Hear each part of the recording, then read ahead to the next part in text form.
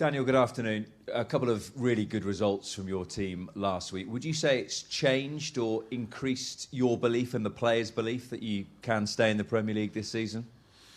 No, we were convinced before the week, during the week, and also right now after the week. Of course, there's no replacement for wins, so it's always good for the mood, for the confidence, obviously also for the table. So for that, yes, we had a good week and are happy with this. But we also already have drawn a line under it and are already in the mode to prepare for our next important game on Sunday. What about the feelings then of those above you? And have you had any conversations with owners about your position? There was so much speculation before the 3 games against the big clubs, or whether it's felt very much business as usual. No conversations. Also not a topic for me. Is there a sense of a change of mindset for the group in this, that little was expected of your team in the 3 games that have just gone, that maybe there will be more expectation to go to Brentford, albeit they've been very good at home, and get a positive result? No, we have always high expectations against whoever we play, wherever we go. We know as a promoted side, you're always more or less in each every game the underdog, and each every game is difficult. If it's an away game or home game, or perhaps also wouldn't label a home game against perhaps one of the big names more difficult than an away game against a established Premier League side. So for that, we are always very respectful. We know that we have to be at our very best to give ourselves a chance to make out of a game a tight game, and then have also a chance to travel back with points. And the same at Brentford, we know. So they have a fantastic home record. They've beaten in the last home games all their opponents. They've beaten more or less all the top sides, especially at home. So don't expect an easy game at all. So I expect a very, very difficult challenge for us. Tactically, a lot's been made of the change of formation, and it's been an ongoing conversation in the Premier League for certain teams who've struggled to play 3 at the back.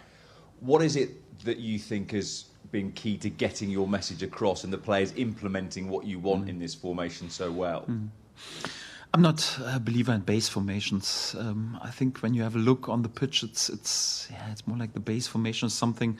Okay, you have a lineup before the game, but during the game, also due to you interpret base formations also differently. You always have a different structure. So for that, I'm not married to a 4-man or 3-man formation. For me, it's just important how we bring our principles, that the players that we've got available in the best possible way on the pitch. And each base formation has perhaps advantages and disadvantages, but yeah, you can be absolutely parking the bus with a back 3, but you can also playing fantastic, attractive offensive football in the back 3, and the same also with the back 4. So I think we shouldn't overinterpret base formation. So it's more or less like how you execute it is more like how your behavior is within the system or within the base formation.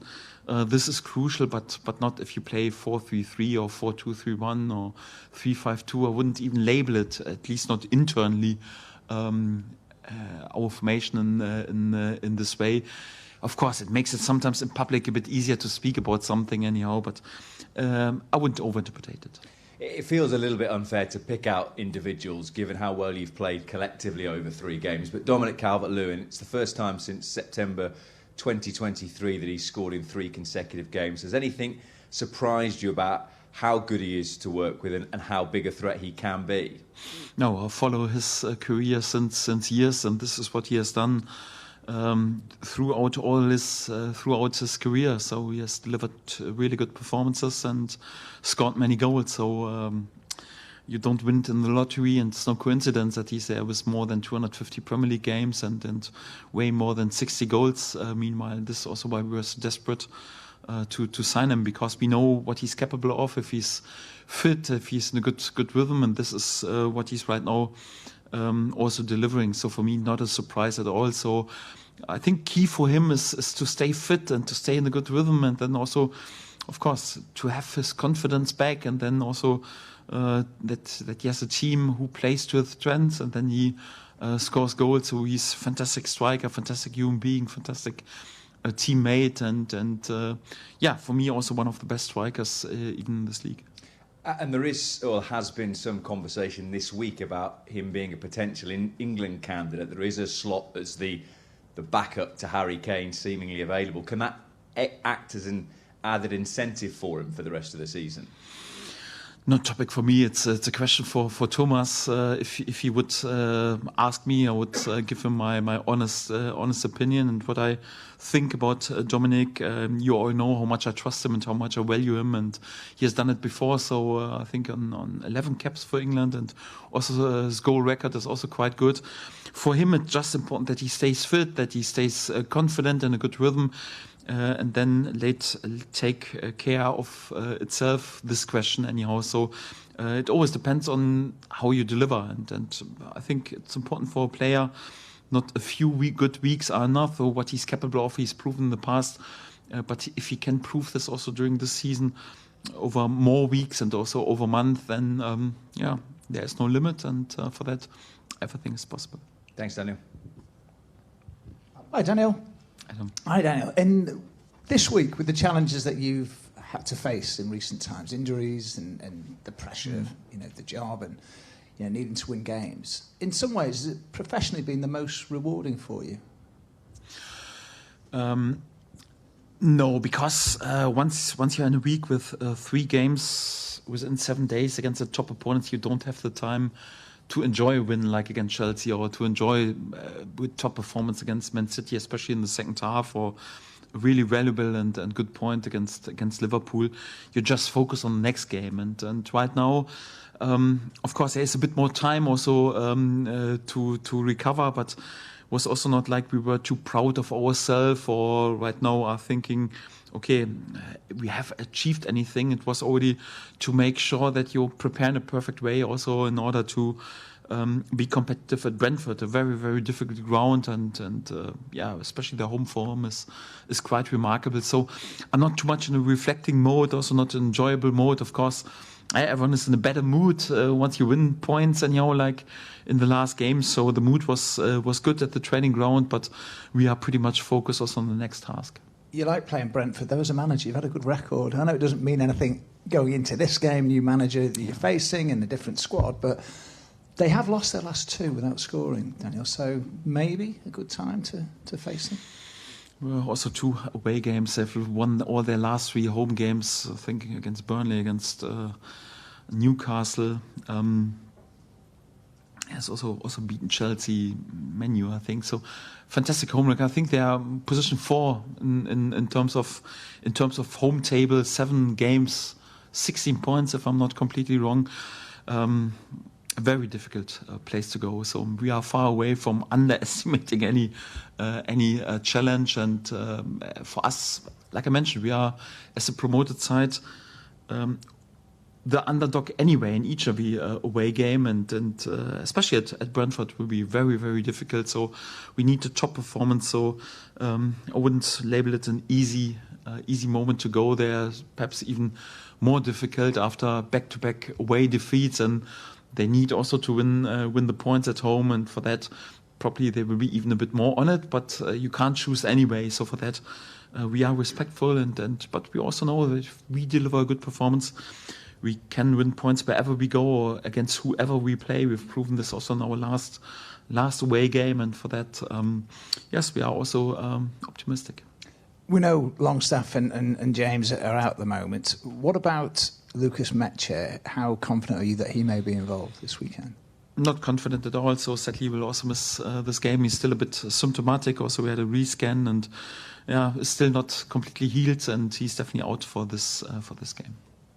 We're not saying any further than that, though, at this point. Daniel, would that be right? Or? No, it's difficult. So the first step will be for him to return back to team training. Of course, I would like to have him back as soon as possible, hopefully already for the Crystal Palace game. But each and every day matters, and we decided from game to game. So the first step, he has to return back to team training, and he's not back in team training yet. He's doing individual work with our rehab coaches, and for that, no chance to be involved for this weekend. So how difficult is it for you, or would you say you're having to get the maximum out of your squad because you're without 3 experienced and key players in some cases now? Yes, it's always a bit difficult because Sean Longstaff, Daniel James, and also Lucas are important players for us, and of course you would prefer to have them all available. But it's also Premier League football and the busy December and busy festive period, and you would expect that sometimes a player is not available due to illness, injury, or perhaps even with yellow cards or something like this. So for that, it's then always a chance also for a different player to shine, and for that we don't use this as excuses. We have not done this in the last weeks when Sean or DJ was not available, and we also won't use this as an excuse or for feeling sorry for ourselves right now. We travel with what we've got, and then we also have a chance. 5 goals in the opening 5 minutes of the second half is what's happened this season in terms of conceding, which obviously you'll be aware of, Daniel. Do you have to change something, what you say, just before they go out at half-time, or are you thinking of doing that? Because it's, for want of a better expression, it's become a little bit of a thing, hasn't it, a trend? Yes. There's always a topic we can speak about, and definitely something that we want, of course, to improve. But this next game is also a chance, anyhow, to improve our statistic there, and also that we are again then the team who scores so many goals. Was also a bit the topic that sadly we have unlucky conceded a few late goals right now. This time around against Liverpool, it was us who was there with an equalizer in the 96th minute. So it's also a chance. And for example, we have started into the games pretty good. I think many goals in the opening 50 minutes. Right now we have in the last weeks from minute 46 till 60 conceded a few too many, but also want to make sure that we also improve in this statistic. And we are aware and want to improve this, yes. Daniel, you've spoken about not being married to any formation, and the emphasis has got to be on being able to execute on the pitch. I know you've never doubted the character and resolve in this group of players, but over the last 3 games, having made such dramatic change, how impressed are you with the way they've adapted, and have they to some extent surprised you and shown something new? No, not overly impressed, because it was always the plan. You know, once you dominate a league and your individual quality is really on the top level for a league, I like to stick a bit more to a base formation to give a bit more safety and clarity. If you analyze which team wins titles, and it's always a team who sticks to the base formation. Liverpool last season, you would have the same in Germany with Bayern Munich or with Real Madrid, Barcelona, or the top 4 right now always stick to their base formation. But if you are a promoted side or a side who is perhaps not capable in terms of their individual quality just to dominate games, I think it's important then also to be a bit unpredictable and also to adapt to different scenarios, to mirror perhaps sometimes also opponents to take their strength away.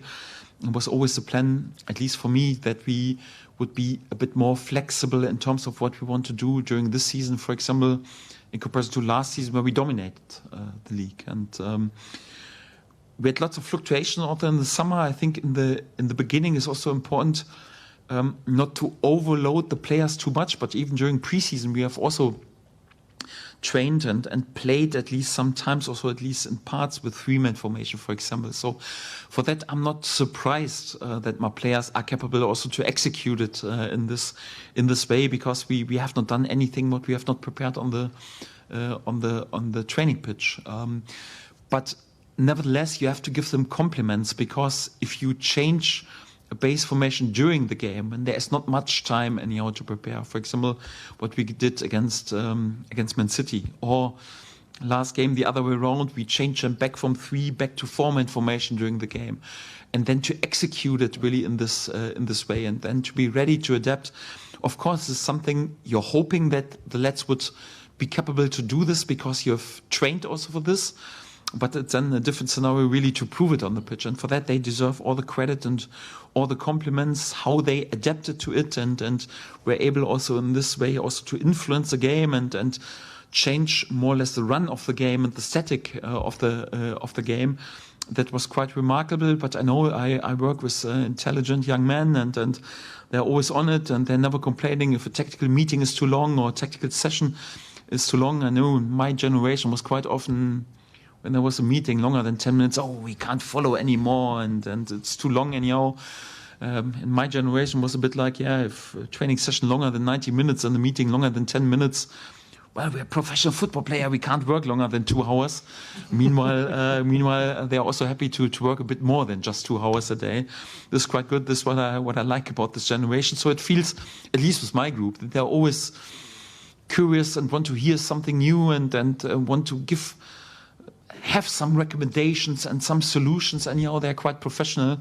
And this is what I like. So I think our generation, so at least remembering how we were way different, always complaining about too long meetings. Right now, the feeling is, no, they want it. Times have changed, certainly. A lot's changed at Brentford as well over the summer. New manager, obviously. They lost key players. They've replaced them. And yet at home, you've already referred to it, they've been incredibly strong. I think they've only lost 1 Premier League game there this season. So what have you seen that's different, and what makes them such a tough proposition when they're playing at home? Yes, there are some details, but many things that they are also there with consistency. They were really well coached before and are also on the keys right now the same. I think they have always a very, very special and effective approach, and this allows them to have offensive players with really good numbers. So not just this season, but over the course of the last seasons, their offensive players were always there with many end products, many goals, many assists. In addition to that, of course, their strength in terms of set pieces. And to sum it up, is more or less they score enough goals in order to achieve what they want to achieve. And also against the ball, they always have a clear plan how to press, also a clear plan how to be compact against special setups and special opponents. So you could feel that they're always well drilled and really on it. On the key topics, how to stop the opponent, and they also executed with great intensity in the game. And for that, it's a really dangerous side and side I really respect a lot. And I think Keith's also doing a really fantastic job, given that he had to spring more or less into the cold water, and he's proven that he's more than capable to swim. But also don't want to praise him too much right now, because we want to win as many points as possible. But lots of respect. I think he's doing a fantastic job, and overall the club was well coached before and is right now also still well coached. Thank you. Hi Daniel, you mentioned Lucas, and we know about Daniel and Sean. Are there any other issues that we need to know about going into Sunday? No, like always during a training week or after a busy week, some hits and knocks, and but not too bad, so everyone else should be available. That's good. When we spoke to Robbie after the window closed, he'd said that PSR was maxed out, in other words. We'd spent every penny, in other words.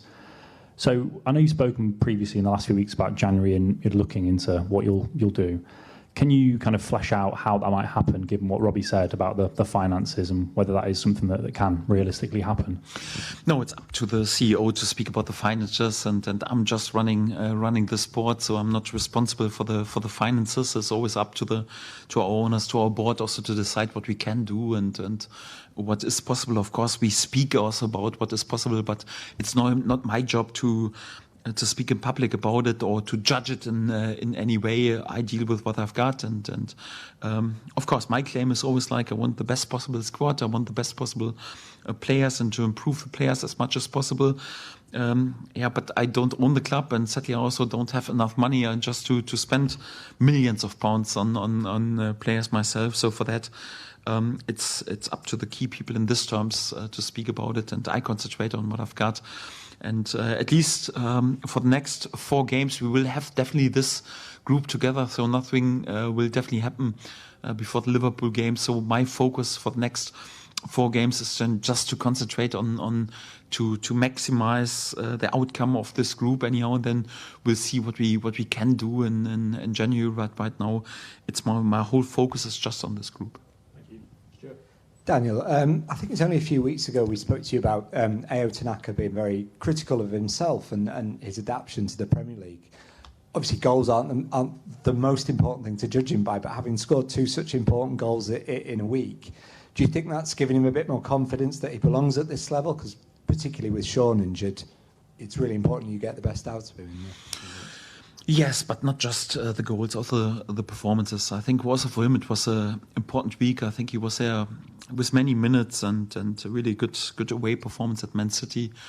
Tough ground, of course, as we all know. Then excellent performance against Chelsea, and of course, the Liverpool game was the third within 7 days. The plan was always that he would manage his minutes a little bit after this tough week, and then we're hoping that if we bring him into the game, he can influence the game in a positive way. And of course, with a late equalizer, he did performance-wise really good. There's still space for improvement. Also, in last game, for example, also like he was there sometimes a bit,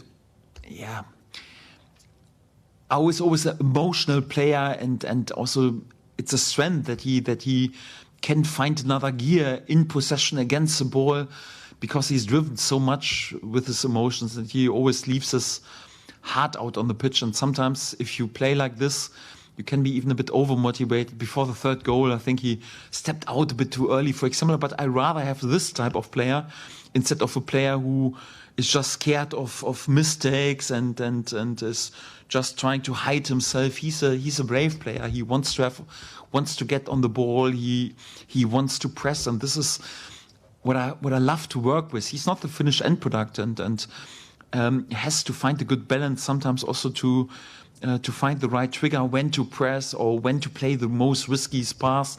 Anyhow, but overall also important player for us. And must not forget, it's his first year on the top level. He has never played in the top league before, and for that I think he's quite impressive also in his performances. And we all love Aayot. Doesn't take away that he still has to improve a little bit, but he should take lots of confidence out of the last, especially also of the last 3 games. And important player for us also in going forward. And just on Lucas, you've obviously got various different players who could come in, not just strikers. I guess you could do things differently, but whoever it is, it's going to be a big change of style because nobody quite plays the same way. So is it? Although it's obviously not helpful to not have him, is it helpful to have that clarity earlier in the week that you know what your game plan's going to be in that regard? No, would have preferred to have Lucas available, because also the link-up play between him and Dominic when they played together was quite good. Not just in the second half against Man City, but also against Chelsea. But you have to adapt to the reality, and of course all the players in the squad are there with different strength anyhow, and there are also other ways in order to win football games. Because for example, we were praised for the 3-5-2 against Liverpool. It was during the game also crucial to be able to switch back then to a 4-2-3-1, and also to play in the end with wingers, with mobile wingers, instead of more or less 2 fixed points in the center. So each and every game has different demands. I would have liked to have the option at least with Lucas, but if it's not to be, then we need to work on other solutions. But I can't really say that I love the clarity. No. We're going to move on to embargo section if we can turn cameras off. Yes.